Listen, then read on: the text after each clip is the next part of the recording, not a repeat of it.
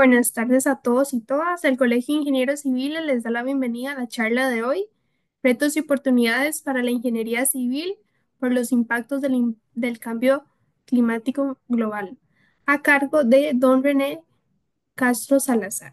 Antes de presentar a nuestro panelista, recordarles que la charla está siendo grabada y se colocará en el canal de YouTube del Colegio de Ingenieros Civiles, el cual los invitamos a suscribirse.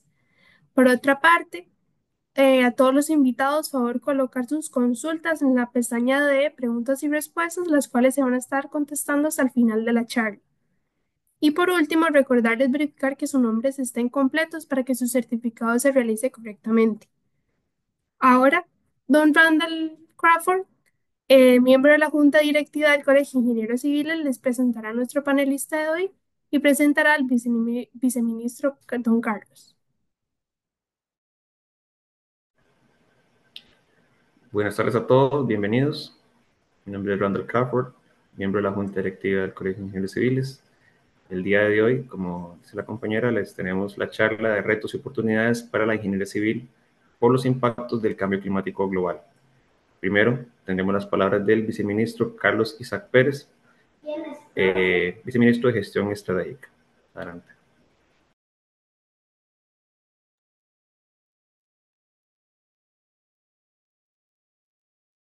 Muy buenas tardes, o muy buenas noches, estimados y estimados. Don René, un gusto verlo. Placer. Totalmente, un saludo. Estimados caballeros y damas también. Mire, es un gusto estar aquí con ustedes como autoridad representante del MINAE en este importante evento que está relacionado con retos y oportunidades para la ingeniería civil por los impactos del cambio climático. Nosotros trabajamos con un sector que no solo es medio ambiente, sino que también es en la parte de energía. Por eso es que es muy importante la tarea de implementar acciones que fortalezcan la economía circular y también acciones que nos ayuden a combatir los efectos del cambio climático con énfasis en adaptación y resiliencia. Para ninguno de los aquí presentes es un secreto que la variabilidad climática asociada al cambio climático es cada vez más pronunciada y por ende sus efectos son más drásticos y prolongados, no solo en la construcción de infraestructura, sino que también en la seguridad alimenticia, hídrica y la infraestructura pública y privada del país, lo que repercute no solo en las finanzas públicas y privadas, donde y es más importante aún, identifica que las acciones ante esta problemática requieren un enfoque integral que conjugue la protección ambiental con el bienestar social y el desarrollo económico para obtener un impacto directo en la calidad de vida de la población. Es por lo anterior que esta administración desde el MINAE y con nuestro rol clave en liderar la creación y ejecución de políticas públicas que aborden la mitigación y adaptación al cambio climático, buscamos un desarrollo sostenible para el país y en un momento en que el cambio climático se ha convertido en una de las mayores amenazas para la estabilidad ambiental, económica y social. Las acciones del MINAE son esenciales para garantizar que Costa Rica esté preparada para enfrentar los retos que ya estamos viviendo y los que se avecinan ante una crisis climática global. Este liderazgo no solo se refleja en propuestas que hemos estado impulsando grandemente, como el tema de agropaisajes sostenibles, donde ya podemos mostrar que Costa Rica es un país prácticamente con una deforestación neta igual a cero, donde ha tenido avances importantes como carbono neutral y que también está avanzando en la adaptación al cambio climático, sino que también estamos procurando perdón, fuentes de cooperación internacional que nos permitan fortalecer el área de inversión pública y privada orientada a la construcción de infraestructuras. En este sentido, como autoridad nacional designada ante el Fondo Verde del Clima, en el año 2024 destinamos $1 millón para mejorar la resiliencia urbana e infraestructura en Costa Rica, mediante el desarrollo de un código de construcción para la adaptación climática.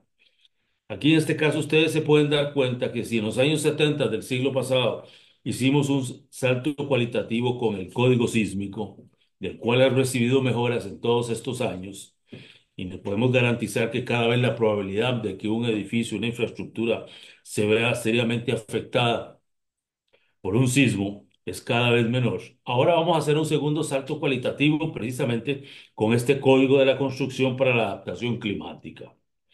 En sus primeras etapas, dicha iniciativa se orientará a los sectores de infraestructura pública, carreteras y puentes, vivienda y alcantarillado público y privado, pudiendo luego extenderse a otras áreas de interés.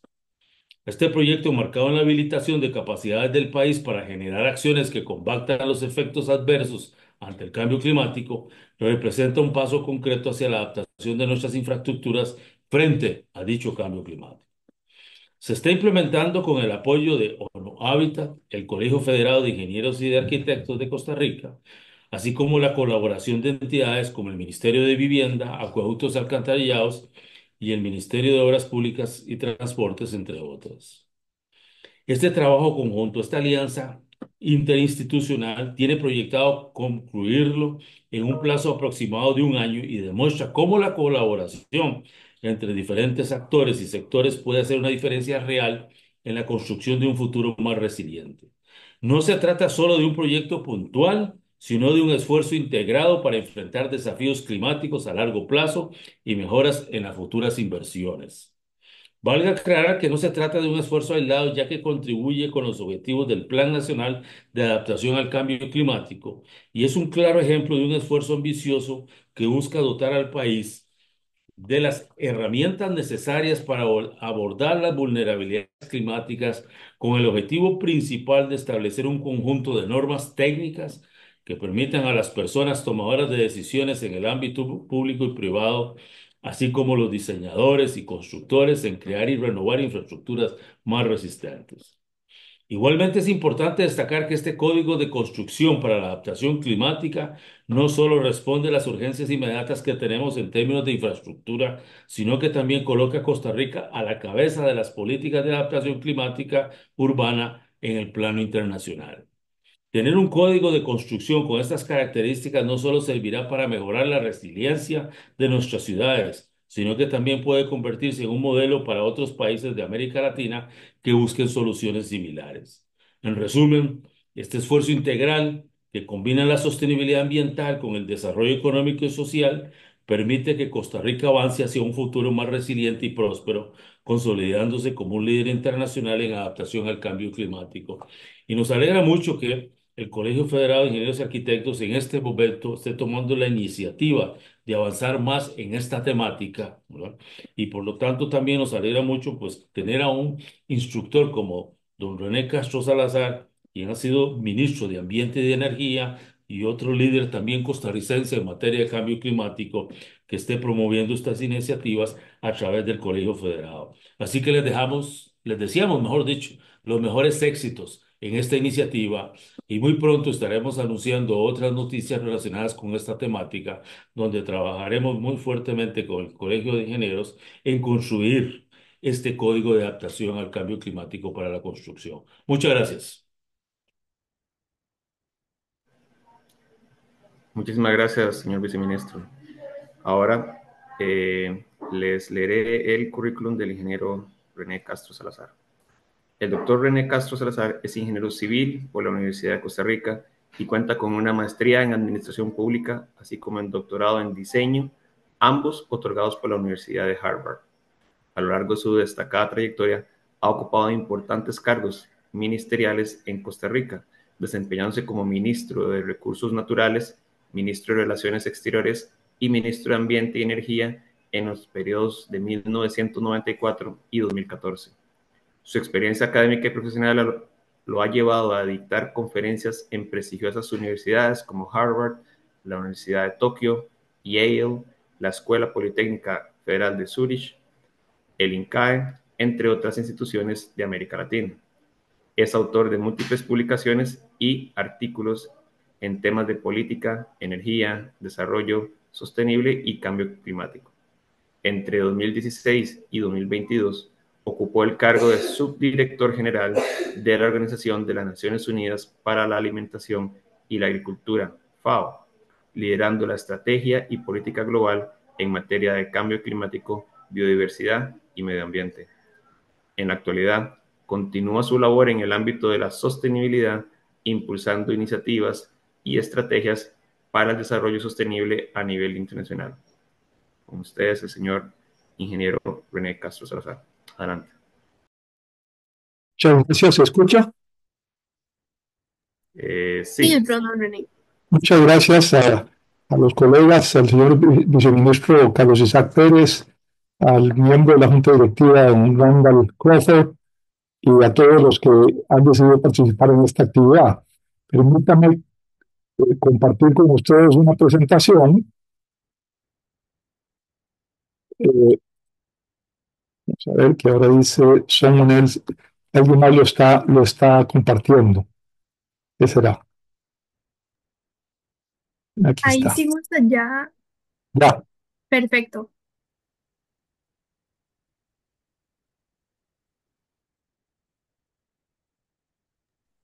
Sí, ahí lo estamos viendo súper bien. Esta presentación la hice ante la Junta Directiva del Colegio de Ingenieros Civiles, con algunas modificaciones hoy, y va a tener una modificación para presentarla también a los ingenieros civiles de las Américas el próximo lunes. Eh, Luego, sus oportunidades y cómo 50 años después, como decía el viceministro Pérez, de que este país tuviera un liderazgo para generar un código sísmico y protegernos de temblores y terremotos, a pesar de que la sociedad costarricense, en aquellos años en que este servidor era estudiante, pensó que podría provocar el colapso económico del sector construcción, que iba a afectar el turismo, etcétera, etcétera. Hoy vivimos con mucho orgullo que no solo no ha sido así, sino que hemos reducido sustancialmente las pérdidas de vidas humanas y también las pérdidas económicas. Algo similar, más amplio en espectro, más sectores involucrados, habrá que hacer para un código costarricense de adaptación al cambio climático. Y les voy a presentar primero la justificación y la lógica, y segundo algunas de las ideas y ejemplos que están trabajándose y que va a ir ampliándose conforme más colegas se incorporen. Primero, este es un gráfico tradicional. Como ven, hay un crecimiento exponencial. En la línea roja es más o menos el dato que la humanidad viene siguiendo ahora. Esa línea roja nos llevaría a un cambio de temperatura que oscilaría entre 3.5 y 5.3 grados Celsius.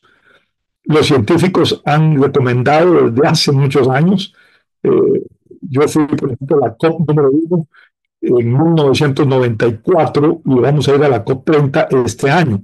Ya para esa fecha, los científicos recomendaban seguir la línea verde que está abajo y dice un máximo de 10 gigatones de CO2 al año, y para el 2100, si somos 10 billones de habitantes, usando la terminología en inglés, significaría una tonelada de CO2 por persona por año. Con eh, con esa meta, con ese objetivo, lograríamos estabilizar la temperatura en un rango entre 0.9 y 2.3 Celsius. La diferencia es que este rango es costoso, tiene impactos, es difícil. El rango de la línea roja es un colapso de la civilización humana tal y como la conocemos hoy. Desgraciadamente, vamos más cerca de la línea roja que de la línea verde. Este es un ejemplo simplemente publicado por la NASA y por el NOAA de los Estados Unidos, de la cantidad de ciclones y huracanes en la zona tropical. Cada rayita de esas es uno, ¿verdad? Y oscilan los rojos y los morados son que exceden los 64 nudos, 95 nudos, eh, potencias destructivas. Vean, la frecuencia es enorme. Me tocó estar en Santiago de Chile hace unos meses cuando vientos que llegaron a tener un impacto de 120 kilómetros por hora, eh, arrasaron y arrancaron de cuajo árboles en las ciudades, eso cayó sobre el tendido eléctrico y suspendió la electricidad entre 5 y 10 días según el barrio de la ciudad capital. Un país como Chile, que es de los más avanzados en América Latina, que tiene una mezcla de inversiones públicas y privadas, pues fue una verdadera catástrofe. Yo pensé que había sucedido algún desastre de otra naturaleza por el impacto y eran pues, vientos que excedían los niveles de diseño y caídas de árboles arrancados de cuajo. Este es un ejemplo de cómo estamos viendo el deshielo en 30 años y simplemente como algo que alguna gente dice va a pasar, bueno, está pasando. Esto lo que sucede es que tiene implicaciones en el nivel del mar, va subiendo obviamente al derretirse el, el territorio helado y de alguna manera abre también, hablando de oportunidades, rutas marítimas en esta zona del norte de las Américas que eventualmente competirán con el canal de Panamá y otras opciones. Ya en algunas épocas del año puede transitarse esta zona, acorta muchísimo la ruta de un lado a otro, pero obviamente para aquellos de ustedes que hayan estudiado ingeniería de transportes y más aún el transporte marítimo, pues tiene una serie de implicaciones de cambios en las corrientes, de niveles que compiten y cambian los niveles de diseño en los puertos de muchas zonas de nuestro continente. Aquí es un ejemplo solo para mostrar que más o menos desde la revolución industrial allá por 1880 hasta hace unos años, la temperatura promedio ha venido subiendo eh, eh, a niveles como los que se señalan a la derecha, eh, digamos de 1,20 grados Celsius. Y este gráfico se ha usado algunas veces para decir, vean que el cambio climático no está sucediendo, porque si ven hay unas líneas azules ahí de los años 60 y 80, bueno, hubo algunas erupciones volcánicas y eso generó como un manto de ceniza alrededor del mundo y ocasionó un enfriamiento como el que usamos cuando uno abre una sombrilla o pone un juego textil para protegerse del sol o para tener un cultivo agrícola. Y se ha usado para decir, vean que no sucede, aquí hay una anomalía, como sabemos bien los ingenieros, pues las tendencias de largo plazo no necesariamente son lineales, ni son homogéneas, ni son perfectas. Hace poco, el año pasado, eh, países como Cuba, enfrentando escasez de agua, simplemente porque el agua no cae ni en las cantidades ni en los lugares a donde tradicionalmente lo hacía. Entonces, las represas no se recuperan o simplemente no hay capacidad digamos, de reducir la velocidad y se va al mar antes de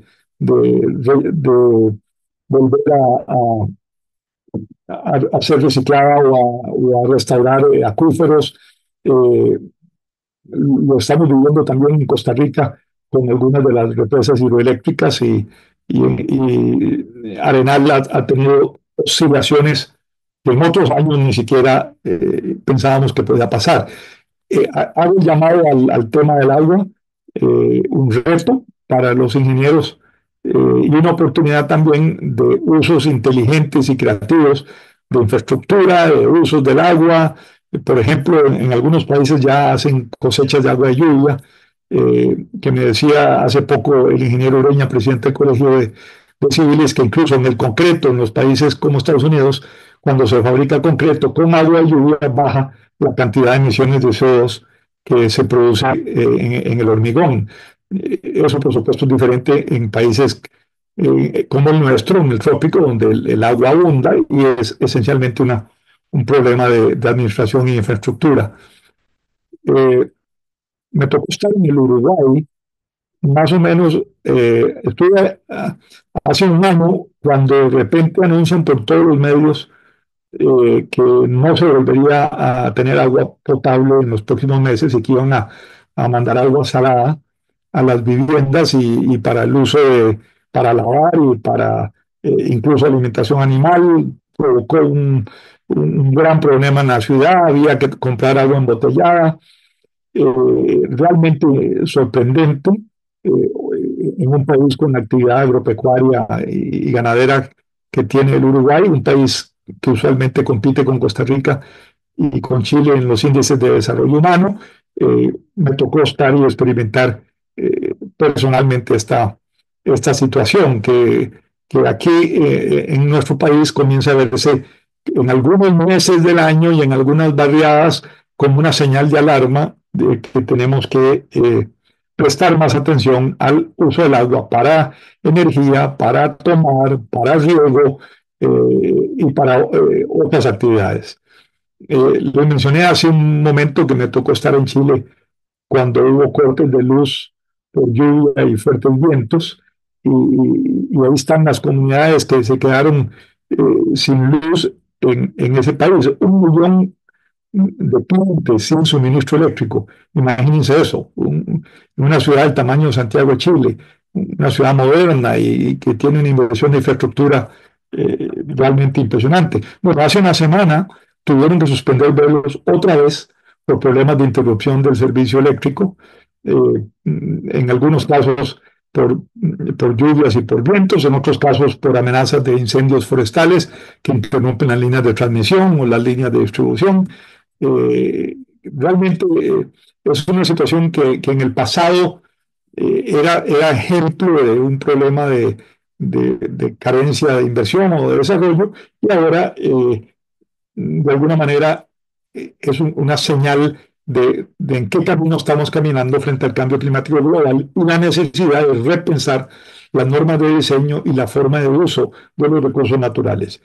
Eh, Brasil, por ejemplo, el año pasado esos son incendios forestales que se pueden tomar 24 horas, 7 días de la semana, de portales de la NASA y de otros sistemas de satélites europeos.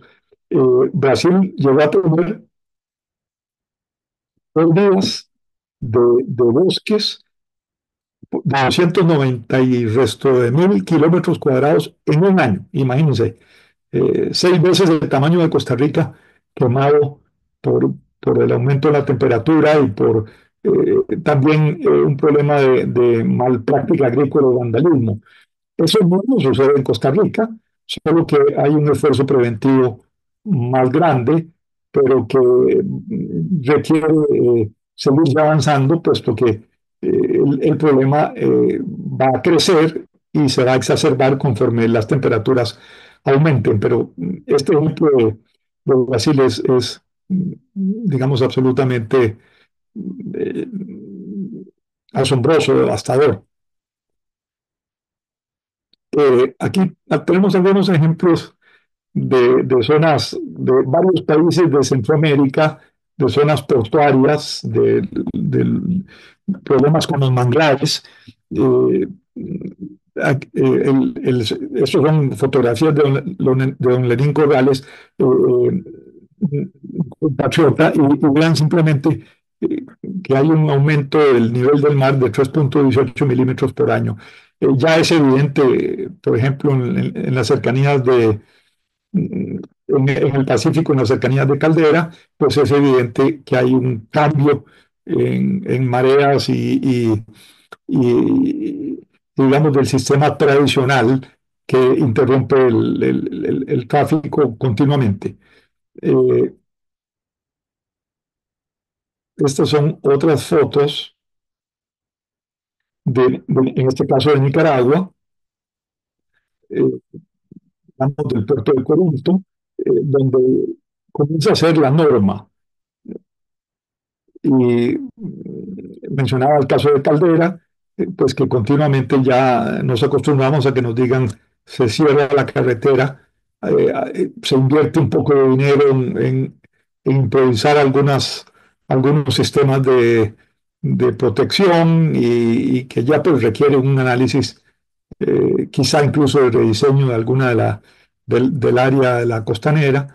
Ya llegó, no va a ser dentro de unos años. Es un reto y es una oportunidad. La Universidad de Costa Rica ha puesto boyas en varios sitios para monitorear estos cambios, pero bueno, ya se hace evidente para la ciudadanía. Aquí tenemos otros ejemplos. Vean zonas portuarias y las carreteras anegadas, inundadas, las pérdidas son millonarias, eh, no son las únicas. Vamos a comenzar a ver cada vez más esta realidad, estos puertovarios en Guatemala y en la frontera con Honduras. Se requiere un diseño importante, un cambio de diseño importante, sistemas más continuos de dragado, manejo de los canales de navegación, cambios en los sistemas de iluminación.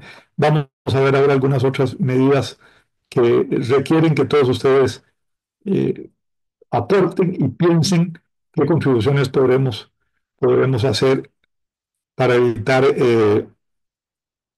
que una realidad que no vamos a poder cambiar en los próximos 50 o 100 años, pues el impacto sea menor que el que sería si no tomamos acciones preventivas. Eh, Mencionaba que aproximadamente 3,6 milímetros por año es lo que estamos detectando que viene subiendo el nivel del mar ya en la mayoría de nuestras zonas. Eh, Cambia también el nivel de calor que estamos sintiendo y que afecta los trabajos. Vean ahí en rojo encendido lugares en los que hay un aumento más rápido por condiciones locales que en otros sitios. Eh, un problema que quienes trabajan en la construcción están comenzando a vivir es el tema del calor y las normas de calor que obligan a que lo marcado aquí como rojo eh, se pare del trabajo y el trabajador tenga que hidratarse, tenga que estar bajo sombra o, o incluso bajo aire acondicionado cada hora. Se clasifica usualmente en 4 niveles de riesgo. El primero, en verde, es una posible fatiga física. El segundo, en amarillo, una posible insolación. El tercero, en anaranjado, una probable insolación, agotamiento. El rojo, probabilidad alta de insolación y golpe de calor. Vean ahora estos son normas mundialmente reconocidas, en el caso de Costa Rica por las autoridades de salud y las normas laborales. Vean ahora la realidad en nuestra región. Estos son eh, cuáles fueron las mediciones en el 2022 en el Pacífico de Centroamérica, en el mes de abril del 2022, la de arriba, eh, ya en la zona naranja y roja. Vean el Caribe de Centroamérica en la zona naranja y roja, en la República Dominicana en agosto toda en roja, eh, realmente imponiendo restricciones, obligando a los barcos a permanecer en bahía con costos enormes para la exportación y para la importación y imponiendo limitaciones a aeropuertos.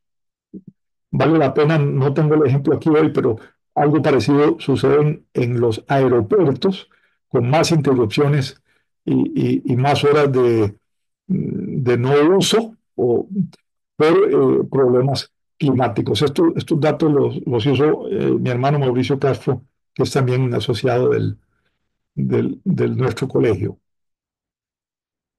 Voy a citar como ejemplo para incitarles a pensar en qué respuestas podemos ir desarrollando para enfrentar esos riesgos, cuáles son las oportunidades que se abren, algunas de los ejemplos de adaptación. Por ejemplo, en los puertos, todos estos son elementos que tenemos que conocer para el diseño y para la operación cotidiana. Las corrientes, la altura de la ola significativa, la dinámica de las playas, el transporte de sedimentos, la agitación en puestos de atraque, los drenajes, la energía, el agua potable disponible, la precipitación, eh, el viento, cambios en el viento, la temperatura, o situaciones como las que mencioné para los trabajadores. Eh, Usualmente trabajamos con registros históricos para cada una de estas variables. Ahora los registros históricos comienzan a ser eh, menos útiles y tenemos que comenzar a modelar y a buscar otras alternativas para que aumente la resiliencia de la infraestructura, para reducir las horas de inactividad y para que el impacto económico sea menor. Por ejemplo, en un puerto, el tiempo de espera en Bahía es muy caro, de miles de dólares, como saben ustedes. Vean las noticias del Canal de Panamá a cada rato interrumpiendo el tránsito o con buques en Bahía por días. También el famoso movimiento de grúa de toneladas equivalentes por hora. Bueno, esos son manipuladas y manejadas por seres humanos, por individuos que están expuestos y que en las condiciones nuevas de temperatura, de calor, por ejemplo, ya vimos que hay que parar a veces la operación, pero también cambian las condiciones en las que se pueden operar, el tipo de llantas que pueden operar con seguridad en el asfalto de los puertos, la forma en que se construye una infraestructura, cuál es una temperatura a la que se puede y a qué hora se puede chorrear el concreto eh, para poder cumplir las especificaciones de diseño. Bueno, todo eso está cambiando. Eh, Mencioné el caso de Caldera y este es un ejemplo, digamos, de un rompeolas un poquito, digamos, más sofisticado que el que uno usa en una emergencia, más caro, también $50,000 por metro lineal. Serán más la realidad en las carreteras costaneras y tendremos que seguir pensando qué otros elementos vamos a tener que introducir. Los canales de acceso en los puertos, por ejemplo, el dragado cuesta entre $8 y $11 por metro cúbico. Era más la movilización de las dragas, luego la desmovilización, la disponibilidad. En algún momento, cuando me tocó ejercer como ministro de Ambiente y Energía, nos alertaron por parte del Recope de que por condiciones en los puertos no se iba a poder descargar petróleo y en alguna oportunidad tuvimos que traerlo por tierra de Panamá, elevando los costos y los riesgos enormemente, pero el riesgo del desabastecimiento. Como ustedes saben, los países usualmente tenemos una capacidad de almacenamiento que usualmente oscila entre 30 días y 60 días. Es muy caro tener inventarios sin utilizar y entonces se trata de usarlo de la manera más eficiente posible, pero esto va a comenzar a competir con los días de espera en Bahía y con las inclemencias y el deterioro de las condiciones que mencionábamos. Eh, Control de inundaciones, esto es un ejemplo concreto de Limón en Costa Rica, una inversión de 18,5 millones de dólares dado por el BESIE. Sí, y, por ejemplo, el alcantarillado en el área costera de Tijuana, en Rosarito, se ha tenido que hacer inversiones como las que se muestra aquí, que cuestan entre 11 y 16 mil dólares por kilómetro. Se ponen tuberías de entre 20 y 38 centímetros de diámetro.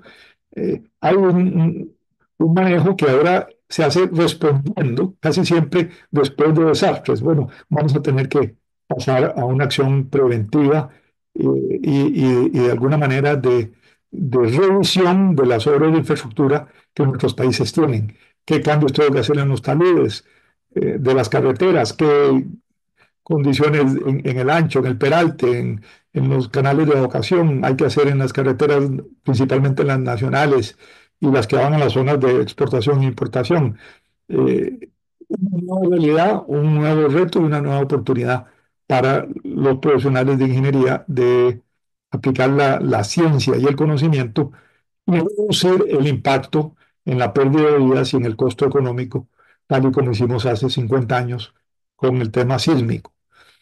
Aquí hay otras soluciones de- para el problema de infraestructura, en las playas, en las zonas costeras, algunas les llamamos soluciones basadas en la naturaleza, que manejar los manglares mejor, en algunos casos regenerar tierras que han sido degradadas o que fueron deforestadas, usar toda la capacidad natural que tiene en el caso del trópico, pues la ventaja de que crece rápido y es de bajo costo, pero requerirá una cooperación intersectorial entre civiles, entre forestales, entre ingenieros ambientales, sanitarios, etcétera, eh, como una norma cotidiana y más que una excepción, que era lo que acostumbrábamos en el pasado.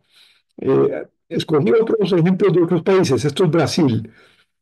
Brasil, que tiene las extensiones que tienen, están, por ejemplo, probando si pueden cambiar el sistema del engorde de ganado para hacerlo con sombra, para mejorar los pastos, mejorar las razas y pues reducir el estrés térmico pues reducir también de alguna manera las pérdidas que les ocasiona a la agricultura y a la ganadería lo que se está viviendo hoy. Esto es un ejemplo diseñado por Embrapa, una entidad de investigación de las más importantes de las Américas, y, y al estilo de Brasil, pues nos propusieron en mis años en FAO hacer un experimento en 22 millones de hectáreas.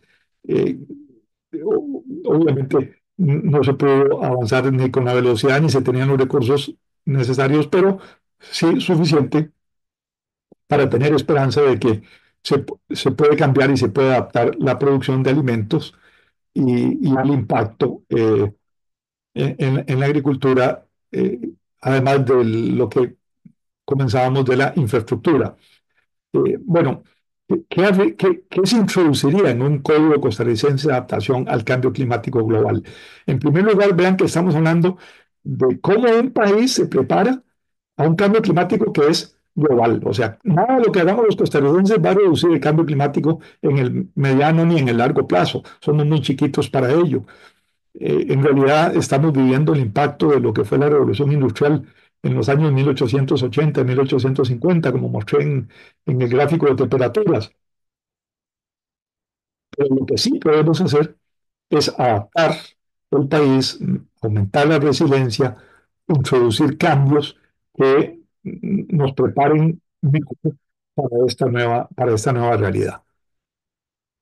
Eh, Como un ejemplo del impacto de los sismos, les recuerdo, esta es una foto del ferrocarril que iba al Atlántico, quedó interrumpido por un terremoto y que excedió los niveles de diseño y aún a la fecha no lo hemos podido reconstruir, pero sí hemos podido eh, manejar y reducir a niveles realmente pequeños la pérdida de vida humana, el colapso de edificios o de puentes o de obras de infraestructura. Bueno, un objetivo como ese quisiéramos tener en el Código de Adaptación al Cambio Climático. Viví por mi trabajo unos años en Italia, un país desarrollado, y me sorprendió que Italia aún hoy tiene muertes por terremotos o por temblores muy fuertes. Y el argumento de ellos es que la infraestructura es muy vieja, de más de 2000 años, desde el Imperio Romano, y que no la han podido adecuar. Pero también me sorprendió que de alguna manera el ciudadano medio, las autoridades decían, bueno, ¿qué vamos a hacer? Hay que convivir con eso, hay que aceptar que es parte del costo de la vida. Y cuando yo les decía, mire, yo vengo de un país en vías de desarrollo en el que pudimos evitar las muertes en los terremotos, me volvían a ver como que estaba hablando de otro planeta. Bueno, algo así es lo que tendremos que hacer en el tema de preparación para combatir el impacto del cambio climático global. Como mencionó el señor viceministro, un proyecto que nace del Colegio de Ingenieros del MINAE y del Green Climate Fund, se le han sumado otros actores. y que debería trabajar en tres niveles, por lo menos. El nivel familiar, o sea, cuando se construye una vivienda, una casa, un negocio. El nivel municipal, cuando se hace un reglamento, se hacen caminos o se hacen puentes o un sistema de agua. Y el sistema nacional, pues obviamente, como los ejemplos que di, para la infraestructura portuaria, aeroportuaria, las carreteras nacionales, los sistemas de reservorios de agua para energía o para tomar, deberíamos trabajar en esos tres niveles hasta llevarlo a algo que sea útil, fácil de entender, fácil de explicar a los estudiantes de ingeniería del futuro y a los regidores en el caso municipal y a los bancos para adecuarnos tal y como hicimos en el pasado con el código sísmico. Y por supuesto, eso irá evolucionando, irá mejorando con el tiempo, conforme adquirimos más conocimiento y conforme haya más gente preparada en las diversas ramas de la ingeniería y otros sectores para trabajar intersectorialmente, como mencionaba hace un rato. Aquí está una copia de la carta de aprobación del fondo de $1 millón para iniciar este trabajo, en el que el Fondo Verde provee el grueso de los recursos, pero el Colegio de Ingenieros también es un participante activo. Y algunos ejemplos, escogí al azar de sectores en los que eh, la adaptación puede tener un impacto inmediato. Escogí algo en vivienda, por ejemplo, para hablar de las viviendas alquiladas, en unas 313.000, déficit de vivienda más o menos de 150.000 entre vivienda en precario y vivienda en mal estado. Si uno planteaba ahí, se pusiera como meta, y colocar el 1% para hacer un proyecto piloto, y pensamos en una inversión de $50 por metro cuadrado para pasar a ser una vivienda ecotécnica, o de $100 adicionales por metro cuadrado para hacer una vivienda sostenible. La primera, esencialmente, pues con un mejor manejo de los materiales, un mejor manejo de las alturas para el calor. La segunda, incluyendo jardines, incluyendo el manejo de aguas residuales. Bueno, el país le costaría entre $20 millones y $40 millones eh, el, el tener esa inversión para adaptar el sistema de diseño tradicional que teníamos en nuestro país. Eh, Existen además ejemplos eh, de un sistema de riesgos que Costa Rica viene diseñando, en el que han cooperado la Comisión de Emergencia, el Colegio y empresas privadas varias.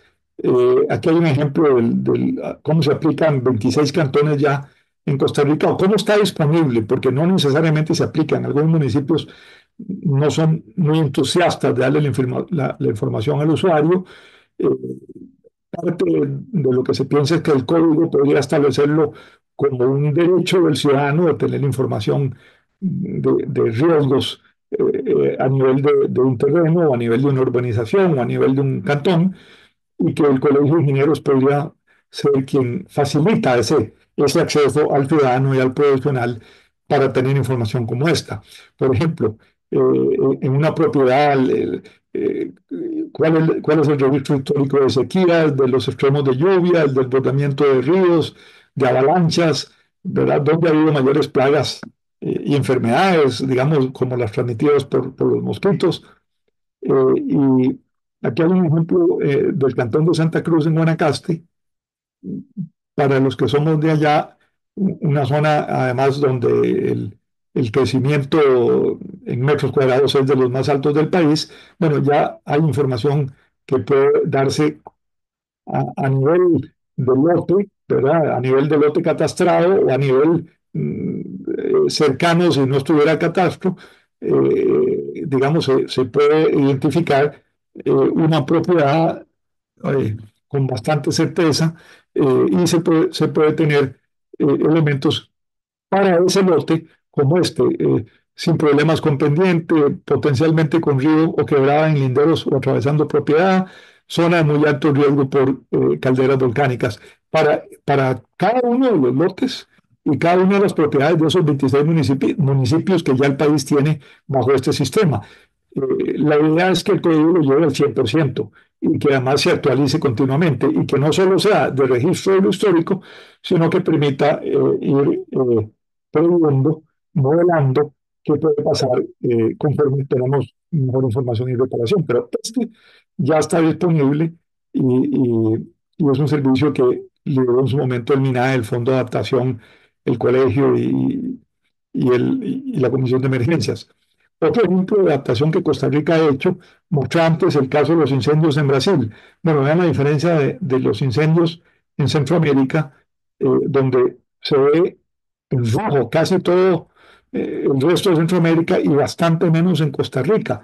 Esto es una información como que está disponible, eh, se consigue en tiempo real, se encuentra bajo Fire Information for Resource Management System, FIRMS, de la NASA, pueden googlearla. Bueno, ¿por qué hay esa enorme diferencia entre Costa Rica y los otros? Bueno, porque intuitivamente decíamos que no era posible resignarnos a los incendios forestales que estamos viendo hoy en la zona. Mencioné Brasil antes, pero también en lugares como California, en Estados Unidos o Japón, la semana pasada. Bueno, estos colegas, estos señores y señoras que están ahí son bomberos forestales voluntarios costarricenses que incluso se han acreditado y se han certificado en un lugar como Canadá. Vean que la fotografía no es aquí.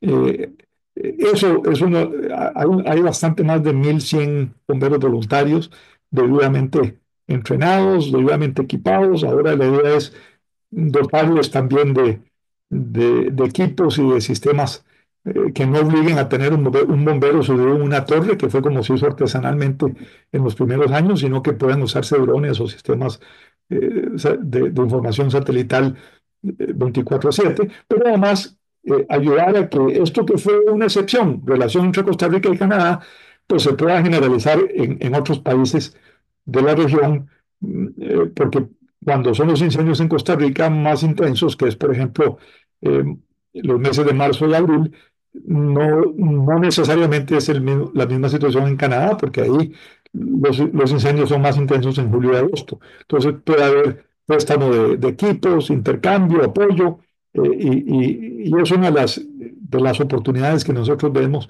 para enfrentar un riesgo como este. Bueno, esto es la presentación de riesgos y oportunidades y la sugerencia de desarrollar un código de adaptación al cambio climático global para Costa Rica, luego llegar a exportarlo a cada uno de los países de la región, en Centroamérica y más allá, porque es un problema que nos afectará a todos y porque hay algunos elementos, como por ejemplo la producción de energía, que el impacto es más regional que nacional. No todo el mundo necesita tener represas de tamaño arenal, ni sería eficiente que cada país tenga que ser absolutamente autosuficiente todos los días, en todas las épocas del año. Y sí es eficiente, en cambio, intercambios de energía cuando las horas pico no coinciden o cuando unos países tienen más ventajas en eólica y en sol que otros. Y sería interesante tener una expansión y una cooperación regional una vez que el ejemplo costarricense del código opere, muestre resultados, estoy seguro que muchos otros se sumarán y seguirán. Estoy a la orden ahora, Sofía, para preguntas o comentarios. Muchas gracias. Muchísimas gracias a usted, don René. Claro, tenemos una consulta de un asistente anónimo. Nos dice, buenas, agradezco la charla. Considero incluir la gestión de riesgo de desastre y cambio climático en el código. El análisis para las medidas de adaptación que presenta deben ir acompañado con el análisis integral de gestión de riesgo. Es importante incorporar una metodología que integra ambos con el fin de brindar la infraestructura ante los posibles impactos que sea resiliente. Bueno, estamos de acuerdo absolutamente. Estamos de acuerdo absolutamente. Y el colegio va a tener esa precaución, incluso los años de experiencia que tenemos en el otro código, el sísmico, nos van a permitir avanzar más rápido y convertirnos en pionero y líder en las Américas, ¿verdad? No digo solo en América Latina, tampoco hay algo como esto en Estados Unidos o en Canadá ni en otras partes. Eh, y, y este país puede tomar ese liderazgo. También tenemos otro comentario que nos dice, es importante incorporar a los gobiernos locales, así como a las oficinas de gestión de riesgo de desastre que existen o las áreas ambientales que tengan a cargo estos temas y no el IFAM. Totalmente de acuerdo. Vean que mencioné que solo hay 26 municipios que tienen, por ejemplo, el sistema del SADAC, que ya funciona. Podríamos tener el 100% de los municipios. No hay nada que técnicamente nos lo impida, no es muy caro, ya las metodologías se desarrollaron. Se requiere esencialmente voluntad política a nivel municipal y luego ponerlo en operación. Sí creemos que un rol de alguien como el colegio, facilitándole primero al profesional, y pensábamos que un par de años, como se hizo antes, los profesionales usándolo como mejores prácticas y eventualmente convertirlo en ley de la República, cuando tengamos algo más amigable y más valorado en la práctica. Pero coincido y esa es la intención. Tenemos otro comentario que nos dice, también incorporar a los ingenieros con especialidades y maestrías en gestión de riesgo de desastre y cambio climático, que tienen experiencia en el área local y nacional. Sí, eso es una de las intenciones con esta charla que busca la Junta Directiva. Creo que Ganda lo puede ampliar. Y el lunes vamos a dar una charla similar para colegios de ingenieros de otros países, porque pensamos que también tendrá que haber cooperación internacional y uno no tiene necesariamente que replicar o reinventar el agua dulce, ¿verdad? En el código sísmico, Costa Rica se inspiró mucho en las experiencias de California. Y muchos de los profesionales de la Facultad de Ingeniería de la Universidad de Costa Rica, profesores míos en aquella época, se doctoraron en California y no tuvimos que replicar todo el proceso de aprendizaje y pudimos dar pasos más rápidos y tener que esperar menos tiempo. Algo así hay que volver a hacer ahora. Perfecto, y tenemos por último una consulta. Nos dicen, hola, buenas tardes, mi nombre es Alejandro Alfaro Acuña. Mi pregunta, ¿han considerado incluir dentro de esa propuesta el código de adaptación las viviendas de interés social? Muchas gracias. Sin duda, creo que el señor viceministro está alzando la mano y él mencionó que el Ministerio de Vivienda y el MOP son algunos de los actores que se han involucrado, pero sin duda, porque, por ejemplo, una cosa que es elemental es, debería ser prohibido en Costa Rica que la vivienda de interés social no tenga cielo raso, ¿verdad? En algún momento alguien lo eliminó porque era para bajar costos. Pero con los calores y las nuevas temperaturas, eso ya no va a ser posible. Hay estudios, por ejemplo, que tienen los colegas de arquitectura y el Centro de Arquitectura Tropical de la Universidad de Costa Rica, que compara una escuela, un colegio, un hospital operando bajo condiciones de calor extremo y con algunos sistemas de aislamiento y amortiguamiento, que muestran una diferencia enorme en el rendimiento. Bueno, es una casa de interés social, ¿verdad? Creo que eso es una de las áreas que podremos cambiar más rápidamente. Le Tenemos doy otra. la palabra al viceministro, si tiene algún comentario. Sí, quiero complementar algunas respuestas con respecto a los planteamientos que han hecho los participantes. Eh, Quiero aprovechar la oportunidad para reiterar algunas cosas. Uno, que con esta iniciativa del Código de Adaptación al Cambio Climático para el sector de la construcción, vamos a empezar con algunos elementos que son sumamente estratégicos para el país, pero eso no quiere decir que no estamos tomando en cuenta la parte local, ¿verdad? Eso es un aspecto sumamente importante porque es ahí donde se tienen que hacer las ejecuciones. Vean ustedes que en este momento nosotros ya tenemos en el país 20 municipalidades que ya tienen sus planes de adaptación al cambio climático y aspiramos que con los recursos que ya estamos negociando con el Fondo de Adaptación, incorporar a las restantes. ¿Mm? Entonces, aquí ya vemos un movimiento muy importante a nivel local sobre la importancia de la adaptación al cambio climático. También lo estamos viendo ya en algunas actividades económicas, principalmente las empresas que se dedican a la exportación de productos. ¿Y por qué es que ahora para nosotros es importante pasar de estas iniciativas hacia la infraestructura costarricense, hacia los sectores de infraestructura? Porque es donde todavía tenemos un rezago, ¿verdad? Y hay que hacer ese salto cualitativo, ¿verdad? Así como lo hicimos con el código sísmico, ahora lo vamos a hacer precisamente con este código de adaptación. ¿Y por qué estamos empezando con infraestructura pública?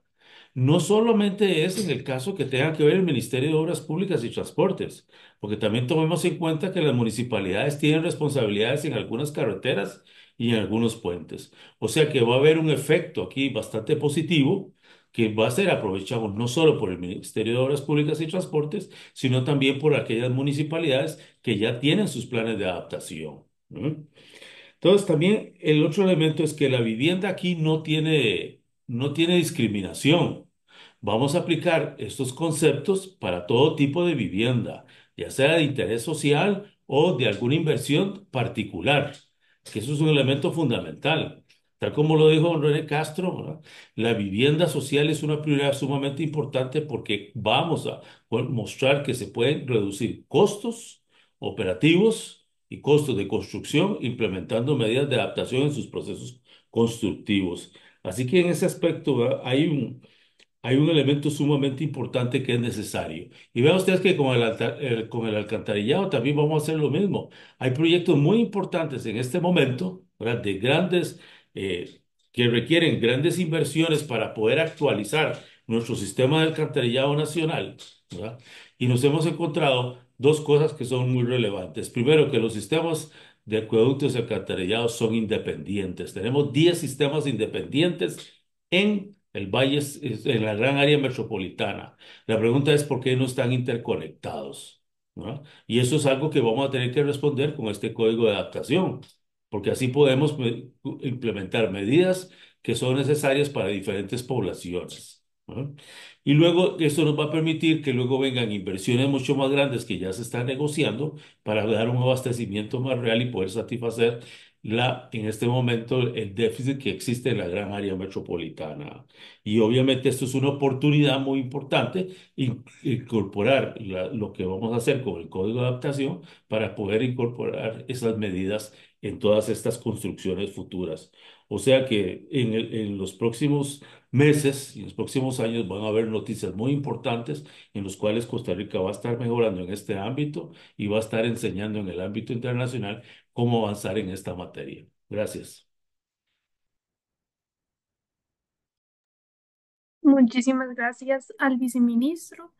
También muchas gracias al ingeniero René Castro Salazar por esta conferencia, por tomar su tiempo y compartir esta importante información con nosotros. Agradecemos también a todas las personas que se conectaron el día de hoy. Les voy a estar colocando una encuesta de satisfacción. Para nosotros, el Colegio de Ingenieros Civiles, es muy importante su opinión, así que si por favor la pueden contestar, es de 10 preguntitas rápidas. Y sin más, damos por finalizada la charla de hoy. Doy la palabra al ingeniero Don Randall. Muchísimas gracias. Gracias al doctor ingeniero René Castro, al señor viceministro y a todos los participantes. Para nosotros fue un gusto tener esta charla, parte suya, don René. La verdad que sí esperamos grandes cambios de aquí en adelante y esperamos colaborar con usted en todo lo que se pueda aquí en adelante. Y a todos que pasen muy buenas noches, que estén muy bien y nos vemos en el próximo webinar. Chao. Muchas gracias. Buenas noches a todos.